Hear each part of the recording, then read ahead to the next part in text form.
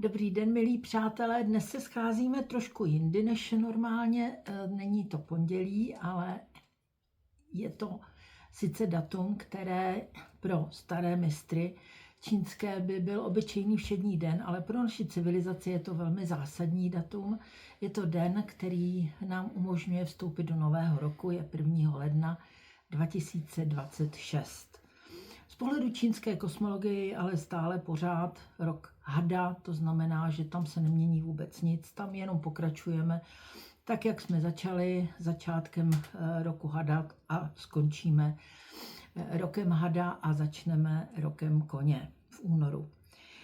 Takže dneska se budeme trošku víc věnovat trigramům, protože to je zase rozšíření toho, co můžeme od univerza očekávat. Vybereme si, tentokrát jsem použila metodu kartiček, my už jsme zkoušeli knihu, zkoušeli jsme různé metody, budeme zkoušet dál. Takže já si vemu tady, třeba máme 7 a 1. 7 a 1. První máme 7, druhou máme 1. Tady pro nás to znamená poměrně důležitá informace, protože tady 7, 1 nám nedává informaci ani o ose, ani o rovině, ani o teorii jezdce. Čili že tady nám dává informaci ne úplně, řekli bychom, stěžejní, ne takovou, se kterou bychom mohli úplně přesně pracovat. Zase význam si můžeme najít podle tabulky, kterou máme k dispozici od strany 97. To je první informace. A druhá informace, protože, jak jsem říkala, už nemáme možnost tady charakteristiky ani ani roviny, ani osy, ani teorie jezdce, takže se rovnou podíváme na letící hvězdu.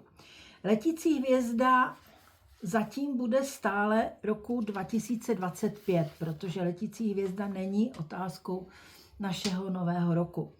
Takže podíváme se na 7, který je první hexagram. A 7 nám říká 4, 6, 1. 7 je hexagram, který nám říká velice důležitou věc. Je to tvoření, je to tuej, moře, jezero a říká nám velice důležitou věc, že kromě toho, že máme v životě tvořit, je velice důležité také třídit. Že třídění je pro nás velice možná náročná, ale potřebná aktivita, protože jinak se nám nahromadí v životě spoustu věcí, které nejenže nebudou potřeba, ale mohou nám dokonce škodit. Takže tady máme 4. Aktivně 4. 4 je hojnost, 4 je rozmanitost, 4 je vítr, 4 je kua sun, vítr, takže to je, když se podívám za okno, tak tam docela vítr vane. Takže to je dobré, to je důležité, protože vítr může v tuto chvíli rozvát problémy, které se nám nahromadily. Udržitelnost je 6, disciplína, vojsko, 6 je kuačchien, nebesa.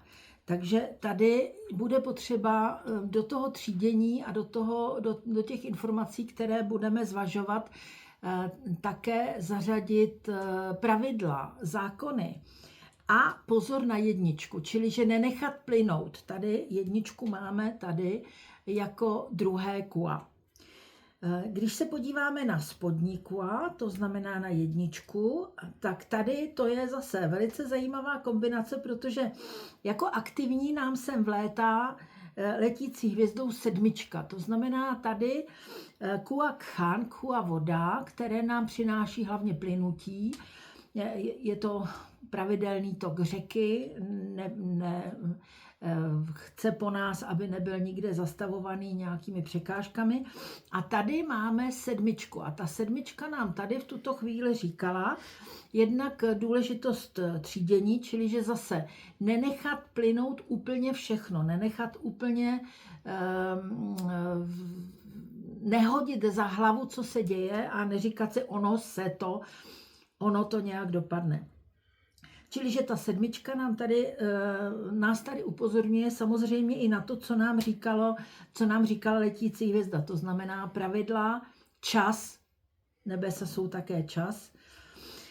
Takže toto všecko je důležité pro naši cestu, pro rok, který nás čeká, pro řešení problémů, které nastanou. Takže to je docela důležité si uvědomit, že bychom měli cestu, plynutí, kariéru.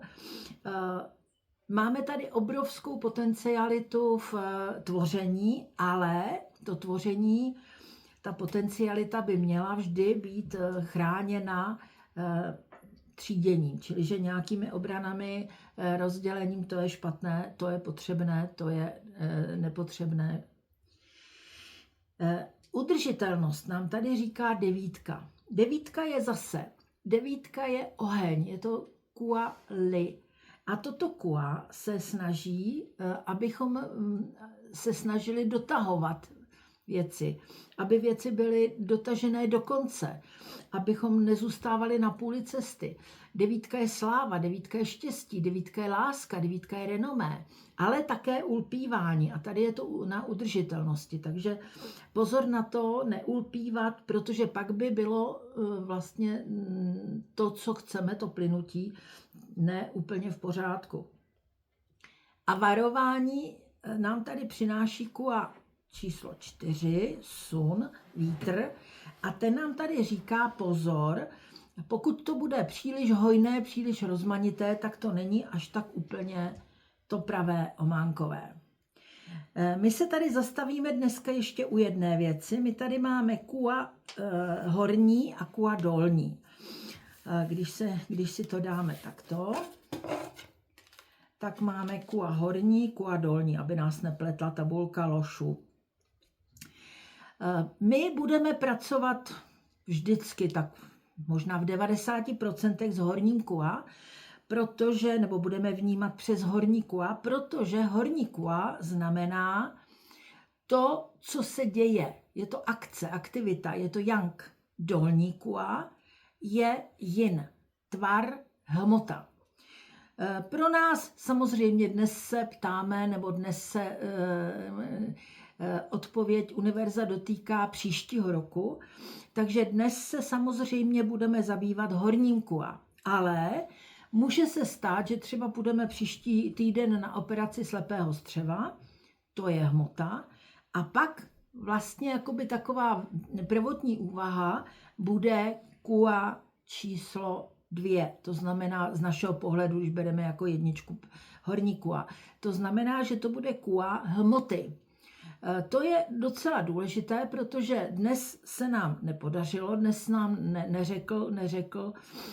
neřeklo univerzum nic o rovinách nebo osách, ale pokud by nám řekl, tak bychom samozřejmě se na to dívali ještě z několika dalších pohledů. Takže dnes odpověď jsme nedostali takto sofistikovanou, nicméně dnes bychom stejně šli přes horní kua a příště bychom si mohli zkusit jít právě přes dolní kua na hmotu, abychom se podívali, jakým způsobem se pracuje potom právě s odpovědí, jak bude postupovat operace, co mohu udělat pro operaci, jakým způsobem se mám připravit na eventuální problémy. Takže to je zase, nebudeme to, doufám, příliš často potřebovat, můžeme to ale použít třeba i u domu. To znamená, chci teď přestavovat nábytek, chci teď přestavovat dům fyzicky, rekonstruovat, restaurovat. Takže tam potom obě dvě informace, jak horní, tak dolní, mohou být relevantní, protože jednak to může být ta technika, jako taková, ta hmota jako opatření u hmoty, a jednak to může být aktivita, která bude provázet tuto činnost. Takže my se teď podíváme, jakou informaci nám dalo univerzum, co si myslí o příštím roce. A je to informace Tuej Khan 47. Tuej Khan 47. Takže my se zase podíváme do knihy od strany 369 a najdeme si 47, 369, já to mám založené, najdeme si 47, tady, a je to tíseň, vyčerpanost. 10. křídlo nám říká, tam vzájemné setkání, a toto setkání může právě vyvolávat vyčerpání. Význam. Důležitý hexagram má vliv na zdravotní stav, zadýchávání, nedostatečnost plic, člověk ohýbá ramena, stahuje se do sebe. Je zapotřebí celkové uvolnění, šaty, účes, velký vysoký prostor. Tady se samozřejmě nabízí příroda. Nutné zachovat nadhled a uvědomit si, že okolnosti nás nutí ke zcela nepodstatným komplexům. Získává atributy nebes Cheng, oheň, a Čen, voda. Věštba, opatrnost ve všem, žádná korupce, vyhnout se sprostým lidem a hledat lidi vzdělané. Průměrný muž vyhledává hlupáky. Dokončení situace v nedohlednu i po konci se budou objevovat momenty, ke kterým se bude nutné vracet. Situace stojí na nepevných nohou a je třeba dobře vážit argumenty. Tíseň je poměrně hodně významný hexagram a je zajímavé, že nás upozorňuje univerzum na všechny aspekty, které tíseň přináší, protože tady máme, nebo čekáme rok koně. To je pravý opak tísně, to je vlastně svoboda, to je nekonečný běh za zelenými pastvinami. Já osobně bych se tady zastavila u toho, že možná budeme mít občas strach se rozběhnout, že budeme mít strach nějakým způsobem vnímat koně, vnímat to, co nám kůň, to, co nám nabízí, to, jakým způsobem se snaží, abychom se chovali. Pozor na to, rozhodně tady máme velice důležitou větu. Je zapotřebí celkové uvolnění, šaty, účes, velký, vysoký prostor, příroda. Toto všechno jsou nesmírně důležité, přímo akcentované aspekty koně. Takže tady asi univerzum nás varuje, abychom opravdu tyto všechny aspekty brali na vědomí, abychom se uvolnili a abychom vstupovali do roku koně svobodně. To je pro dnešek všechno a příští pondělí se zase uvidíme.